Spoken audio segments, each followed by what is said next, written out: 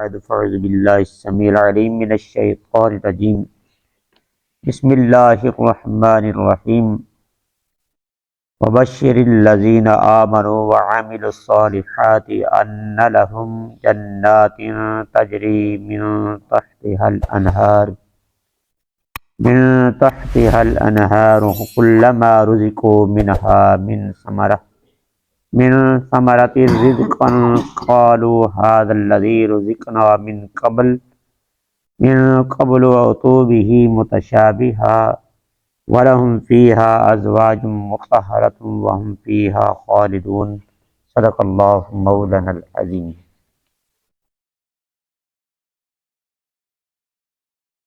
آقا کریم مدنی تاجدار شاہ فیروز الشمار حبیب پروردگار جناب احمد مجتبی حضور سیدنا محمد مصطفیٰ علیہ تحیت و ثناء،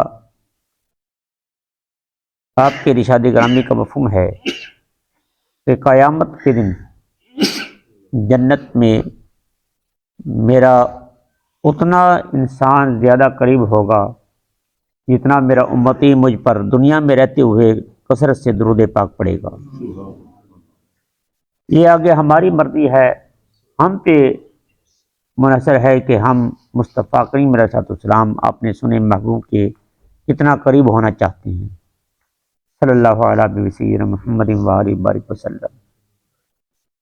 خالق کائنات وحدہ لا شریک نے جو قرآن کو صاحب قرآن کو نہیں ماننے والے ان کے لیے عذاب کا ذکر کیا، ذکر فرمایا کہ عدت للکافرین، کہ جہنم کافروں کے لیے تیار کی گئی ہے، جس کا عذاب بہت ہی سخت ترین ہے، اور ایسا سخت ہے کہ جہنمی جب اس میں جائیں گے تو ایک پل بھی ان کے لیے عذاب ہلکا نہیں ہوگا، بلکہ جیسے جیسے وقت گزرتا جائے گا ویسے ہی عذاب بڑھتا جائے گا۔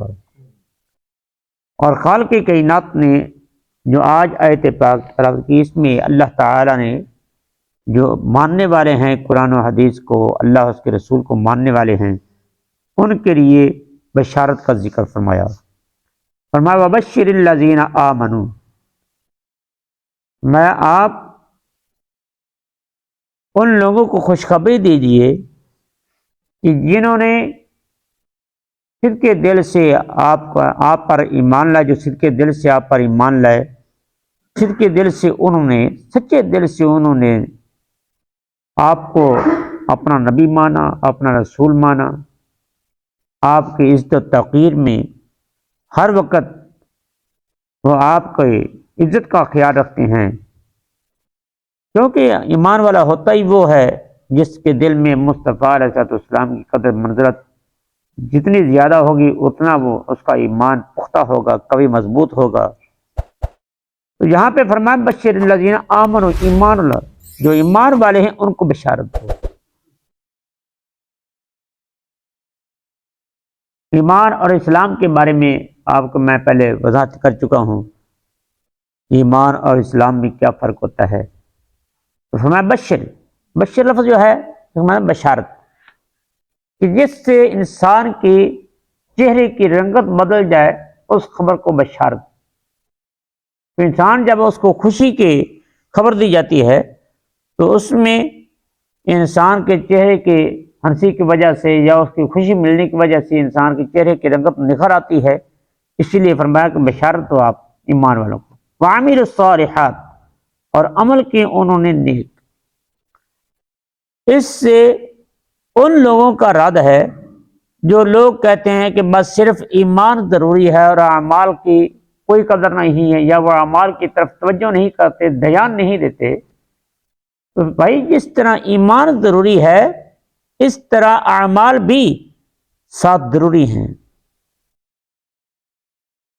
اعمال کے بغیر ایمان کا جو دعویٰ ہے وہ قابل قبول نہیں ہے۔ دیکھو نا، ایک انسان کہے باپ سے کہ مجھے آپ سے بڑی محبت ہے، وہ باپ کہے کہ مجھے پانی پلا، کہے کہ پانی تو نہیں پلاتا، محبت بہت ہے۔ باپ کہے مجھے کھانا دے، کہے محبت بہت ہے لیکن کھانا نہیں دیتا۔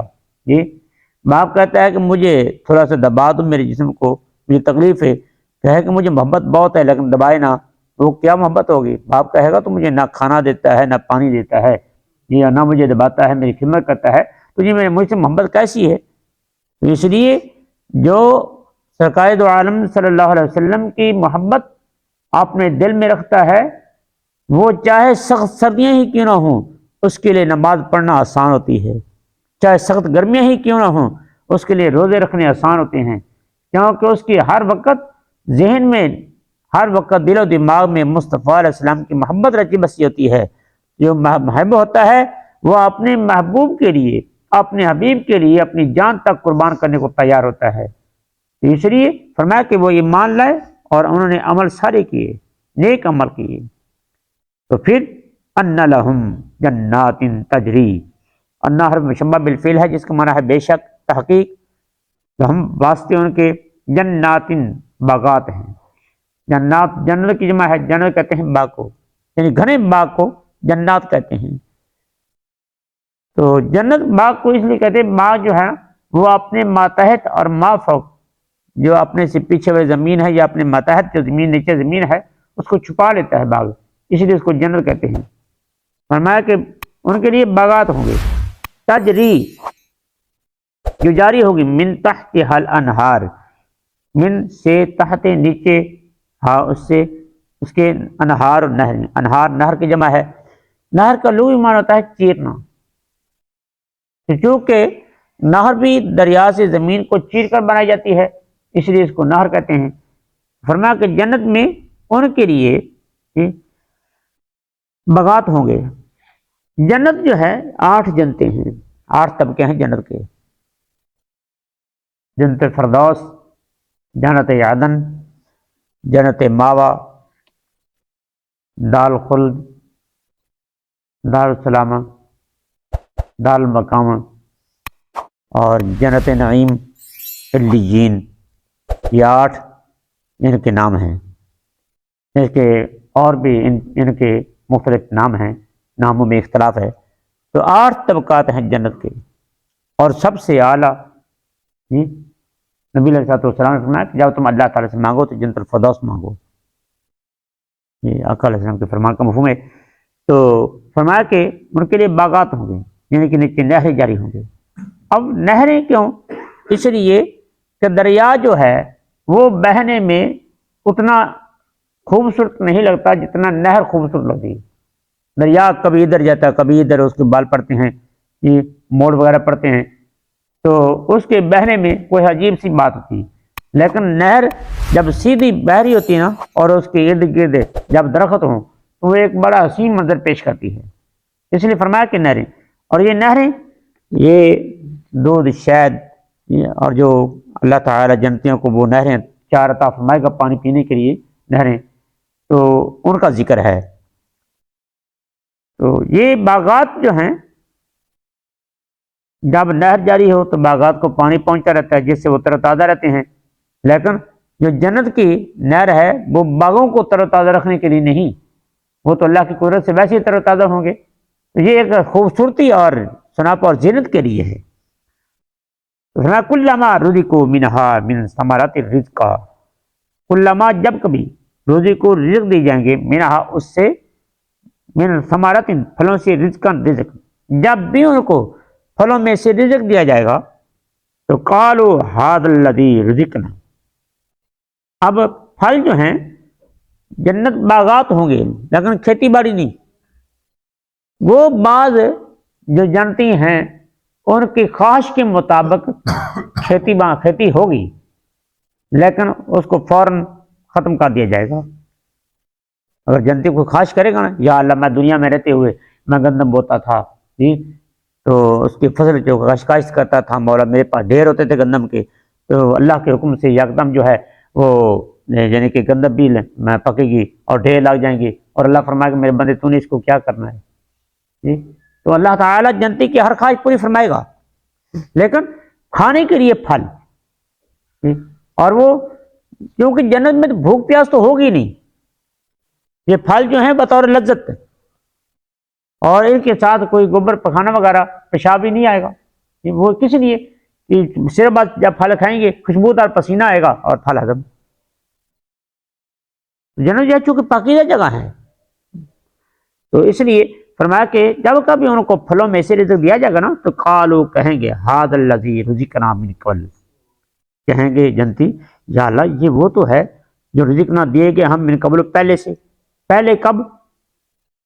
یا تو دنیا کے لحاظ سے پہلے، یا اللہ یہ تو وہی ہیں جی اللہ تعالیٰ جو جنتی عرض کریں گے ہم جیسے لوگ جو سرکار کے غلام ہیں، یا اللہ یہ تو وہی ہیں جو کمیر میں ہم کھایا کرتے تھے جی، یہ امرود ہے، یہ سیب ہے، یہ کیلا ہے، انگور ہیں، کھجورے ہیں، یہ تو وہی ہیں جی۔ تو یا تو دنیاوی لحاظ سے پہلے، اور یا جنت میں جو پہلے، یا اللہ یہ ابھی تو ہم نے کھائے ہیں، لیکن اللہ فرماتا بہتو بھی متشابہہ، اور دی جائیں گی بہتو، اور دی جائیں گی بھی ساتھ اس کے متشابہہ، متشابہ فرمایا کہ وہ صرف مشابت میں ہوں گے، لیکن بات یہ ہے کہ جنتی جب بھی وہ پھل کھائے گا تو ہر دفعہ اس پھل کا ذائقہ پہلے سے زیادہ ہوگا، جتنی دفعہ کھائے گا ہر دفعہ پھل کا ذائقہ اس سے کہیں زیادہ ہوگا، لذیذ ہوگا، مزیدار ہوگا۔ تو اللہ فرمائے گا میرے بندے یہ تجھے مشابت کی وجہ سے یا تجھے ایسا لگا ہے کھا تو دیکھ، جب بندہ کھائے گا تو اس کی لذت اور مزہ کہیں زیادہ ہوگا۔ اب رہی بات کہ اللہ تعالیٰ یہ دنیا کے پھل جو مشابہ کیوں بنائے گا، وہ اس لیے کہ جتنا ہی پھل مزیدار کیوں نہ ہو، انسان نے پہلے اگر نہ کھایا ہو نا تو وہ اس کو جلدی سے کھانے کے لیے تیار نہیں ہوتا کہ نہ جانے یہ کیسا ہو۔ اس لیے دنیا کے پھلوں کے ساتھ مشابہت دی گئی ہے کہ جب انسان کھائے گا وہ پھل سمجھ کر، تو جب اس کی جنت کی نعمتوں کا جب وہ لذت چکھے گا تو وہ حیران رہ جائے گا کہ میرے مالک و مولا نے میرے لیے کیسے کیسے نعمتیں تیار کر رکھی ہیں۔ تو میں ولہم فیہا، اور واسطے ان کے فیہا بیچ اس کے ازواجن، بیویاں ہوں گی۔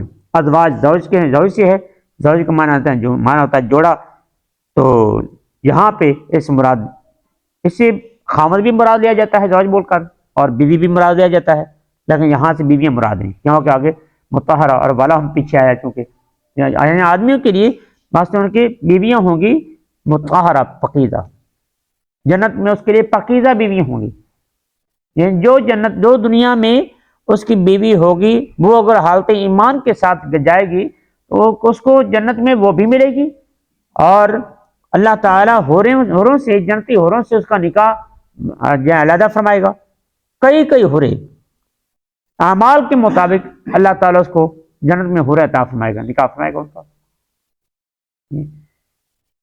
اور وہ حوریں جو ہیں ایک روایت کے مطابق جنتی آدمی کی اور حوروں کی جو عمر ہے وہ 35 سال کے ہوگی، اور دوسری روایتوں میں جو حوریں ہیں ان کی عمر 33 سال کی، اور جو آدمی ہے اس کی عمر 40 سال کی ہوگی، یعنی کہ آدمی جنتی آدمی ہے۔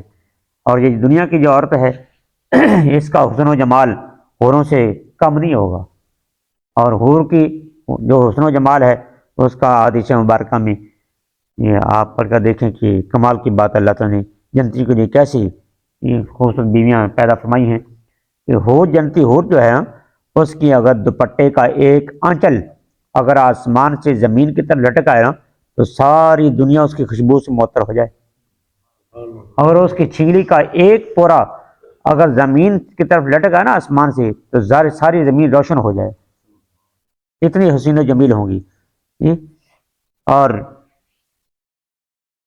وہ دل لباتی ہوں گی، پیار دینے والی پیار لینے والی ہوں گی۔ سورہ رحمان میں ان کی پوری اللہ تعالیٰ نے نقشہ کھینچا ہے ان کے حسن و جمال کا اور ان کی خوبصورتی کا، اور ان کو نہ پیپ نہ تھوک نہ خون کچھ بھی نہیں ہوگا، اور اخلاق میں بہت اعلیٰ ترین ہوں گی۔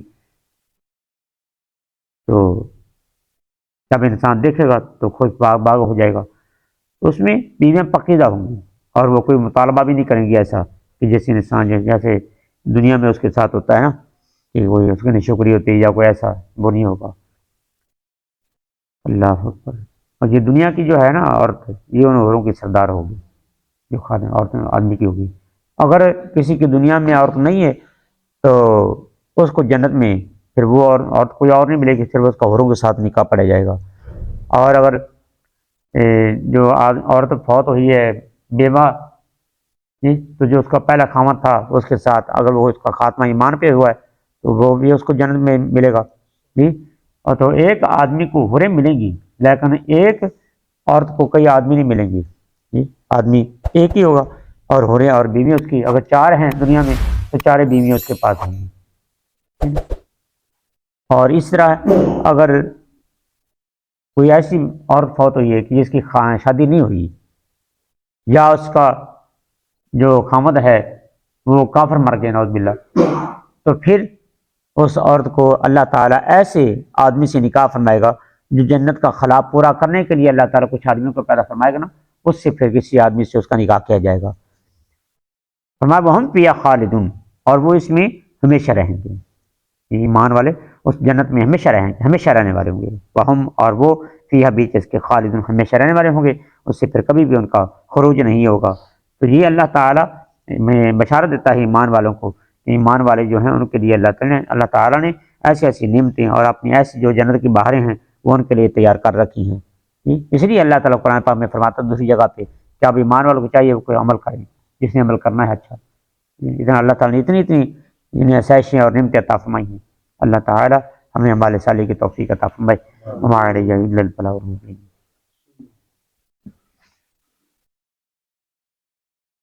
اب یہ مسائل نماز کے بڑی گہرائی میں آپ کو میں نے یہ بتا دیے تکبیر تحریمہ سے لے کر سلام پھیرنے تک. اب یہ اس کے بعد جو ذکر و اذکار کرنا ہے اس کے لیے بھی رات کو بتا دیا تھا کہ جو ذکر و اذکار کے فوائد ہیں اور ذکر و اذکار کے جو ثواب ہے اس کے بارے بتایا تھا. اور اب یہ ہے کہ دعا کیا چیز ہے. نماز کے بعد دعا جو نہیں مانگتا نا وہ متکبرین میں شمار ہوتا ہے. قرآن پاک میں اس کے لیے ڈانٹ ڈپٹ ہے. تو دعا یہی تو عبادت ہے.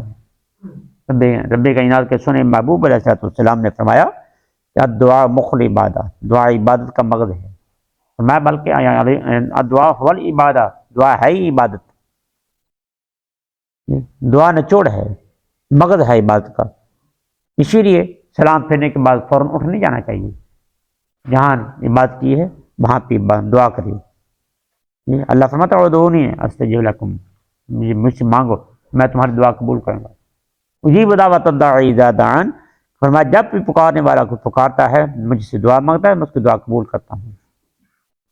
دنیا کے سارے بادشاہ ان کی یہ ضمیر ہوتی ہے کہ جو اس سے زیادہ مانگو وہ اکتا جاتے ہیں اکتاڑ محسوس کرتے ہیں. لیکن خالق کائنات ایسا عظیم مالک الملک ہے بادشاہ کا بادشاہ ہے کہ اس سے جتنا مانگے وہ اتنا خوش ہوتا ہے. باقی بادشاہوں کے وقت ہیں مانگنے کے.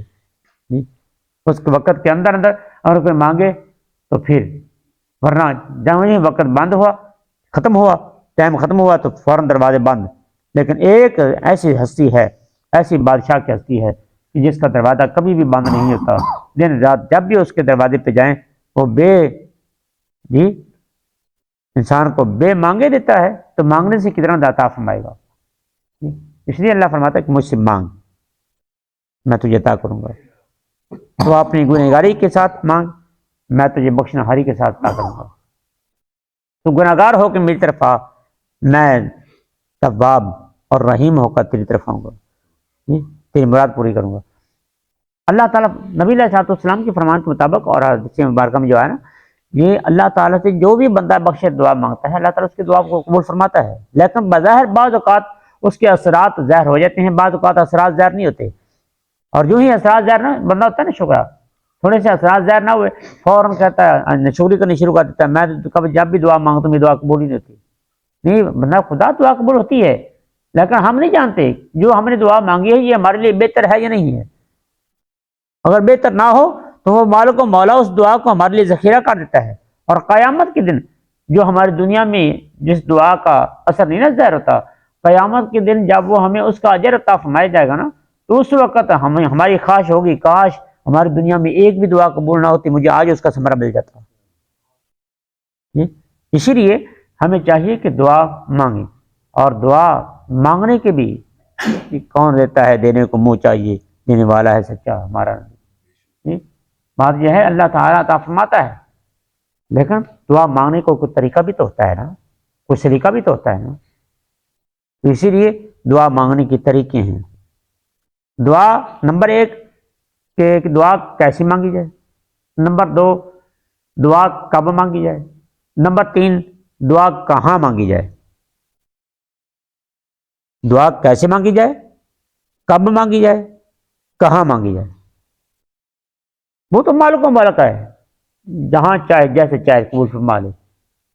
لیکن کچھ احادیث مبارکہ کے نچوڑ میں، بزرگان دین کے اقوال میں کچھ ایسے لمحات ہوتے ہیں جن میں دعا کی قبولیت کا زیادہ وقت ہوتا ہے، اچھا ہوتا ہے وقت۔ کچھ ایسے مقامات ہوتے ہیں جہاں پہ دعا مانگی جائے جلدی قبول ہوتی ہے۔ کوئی ایسی حالت ہوتی ہے کہ اس حالت سے دعا مانگی جائے تو جلدی قبول ہوتی ہے۔ ہماری دعا کو جلدی سے شرف قبولیت یا جلدی سے قبول کیوں نہیں ہوتی؟ ہمیں دعا مانگنے کا طریقہ ہی نہیں آتا، مانگنے کا طریقہ نہیں آتا۔ ہم دعا مانگ رہے ہوتے ہیں اور ہمارا خیال کہیں اور ہوتا ہے، ہم دعا مانگ رہے ہوتے ہیں ہماری نظر کہیں اور ہوتی ہے، ہم ادھر ہاتھ اٹھائے ہوتے ہیں اور ادھر ہم جو ہے اس طرف دیکھ رہے ہیں۔ کسی آپ معزز آدمی سے ہی آپ اس چیز لینے کے لیے ہاتھ لمبا کریں اور آپ چہرہ ادھر کریں تو وہ آپ کے بارے کیا تاثر لے گا، کیا خیال کرے گا؟ اس لیے ہمارا حال جو ہے، ہمارا حال کال یہ علیحدہ ہوتی ہے، الگ الگ ہوتی ہے۔ اس لیے ہم انشاءاللہ تعالی یہ ہم اس سے آگے سبق شروع کرتے ہیں، کہتے ہیں کہ سب سے پہلے کہ دعا مانگنے کی حالت کیا ہے۔ نمبر 1 کہ دعا کے لیے ہاتھ جو حدیث مبارکہ میں اٹھانے کا حکم ہے۔ نمبر 1 سینے کے برابر، چہرے کے برابر، سر کے اوپر۔ یہ 3 حالتیں یعنی کہ ہاتھ اٹھانے کے، سینے کے برابر، چہرے کے برابر، سر کے اوپر یا سر کے برابر، یہ ہے انہیں اپنے ہاتھوں کو بلند کرنا۔ اور انسان جتنا ہی اپنے ہاتھوں کو بلند کرتا جائے گا، اپنے سر کو نیچے رکھنے، آنکھوں اوپر اٹھا کر دعا نہیں مانگنی، ہے نا؟ یہ اتنا ہی انسان کی جو عاجزی ہے وہ زیادہ اس کے دل میں عزت و لحاظ زیادہ ہوتا جائے گا۔ بھل اگر سینے کے برابر، کیونکہ تینوں مقام ملتے ہیں، 3 روایتیں ملتی ہیں۔ مصطفیٰ کریم علیہ السلام تو رحمت اللہ عالمین ہے نا، اور آپ دیکھیے نا کسی آدمی کو فالج ہوا ہے یا کوئی اپانج ہے یا کمزور ہے یا بوڑھا ہو گیا بیچارہ، اس سے ہاتھ اوپر نہیں اٹھائے جاتے، اب بیچارہ وہ سینے کے برابر ہاتھ رکھنے کی کوشش کرے گا نا، اس سے دعا مانگے گا۔ تو مصطفیٰ علیہ السلام تو سبھی کے لیے رحمت اللہ عالمین ہے نا، آپ نے سینے کے برابر بھی ہاتھ رکھ کر دعا مانگی ہے تاکہ میری امتی کو اس میری سنت کا بھی ثواب مل جائے۔ اسی لیے یہ 3 طریقے اب انشاءاللہ تعالی وہ آگے طریقے بتائیں گے، انشاءاللہ جگہ بتائیں گے، اور جہاں پہ وہ سارا مقام اور وقت بتائیں گے، جیسے جیسے مقام آتا جائے گا۔ وما علیک الا البلاغ المبین۔